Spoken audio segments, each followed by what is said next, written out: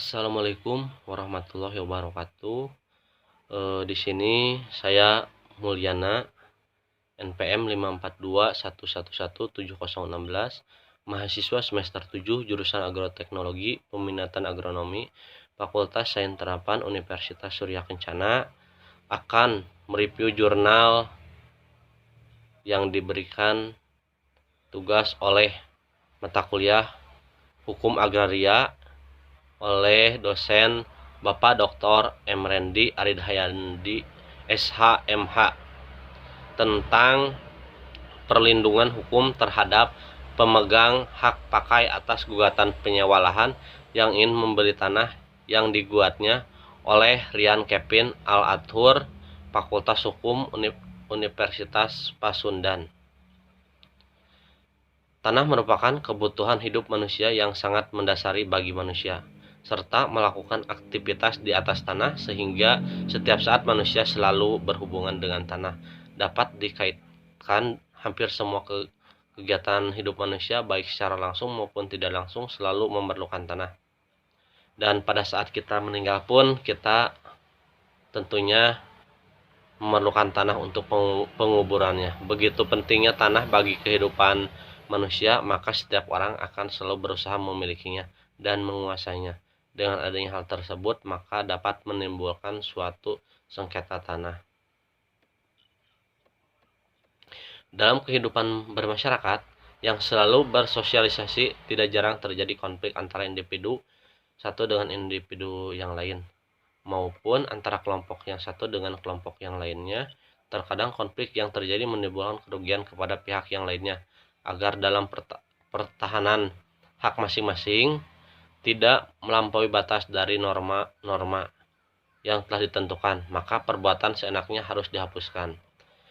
Dan pada kasus ini bermula pada tanggal 28 bulan September tahun 2016, terjadi 26 orang yang terdiri dari pedagang dan pemilik kontrakan di atas sebidang tanah darat seluas 1.800 meter persegi dikuasai Departemen Perhubungan yang diterbitkan oleh Gubernur Jawa Barat.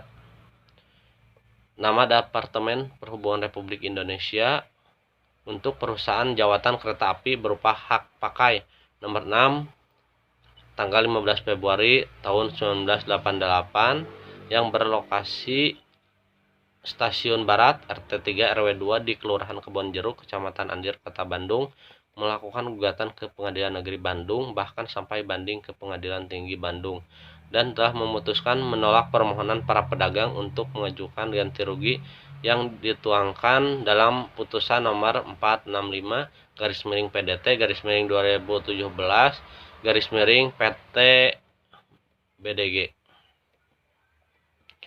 Pelaksanaan pembangunan di bidang hukum erat kaitannya dengan tujuan hukum sebagai sarana pembaharuan masyarakat yang sedang membangun, sehingga hukum harus dapat berperan membantu proses teori perlindungan hukum menurut pembukaan Undang-Undang Dasar berdasarkan pasal 41 Undang-Undang Nomor 5 Tahun 1960 tentang Peraturan Dasar Pokok-pokok Agraria atau UPA. Definisi atas hak pakai adalah hak untuk menggunakan atau memungut hasil dari tanah yang dikuasai langsung oleh negara atau tanah milik orang lain yang memberi wewenang dan kewajiban yang ditentukan dalam keputusan pemberiannya oleh pejabat yang berwenang memberikannya, atau dalam perjanjian dengan pemilik tanah yang bukan perjanjian sewa menyewa atau perjanjian pengolahan tanah.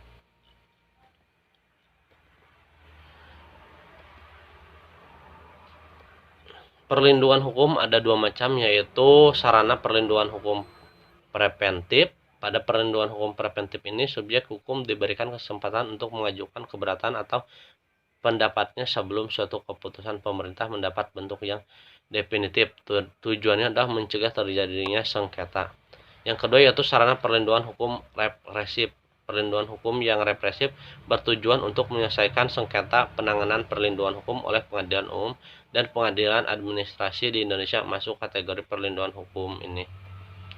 Dengan demikian, suatu perlindungan dapat dikatakan sebagai perlindungan hukum apabila mengandung unsur-unsur sebagai berikut.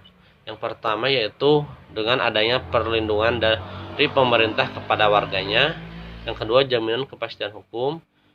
Yang ketiga, berkaitan dengan hak kewarganegaraan. Yang keempat, adanya sanksi hukuman bagi pihak yang melanggarnya.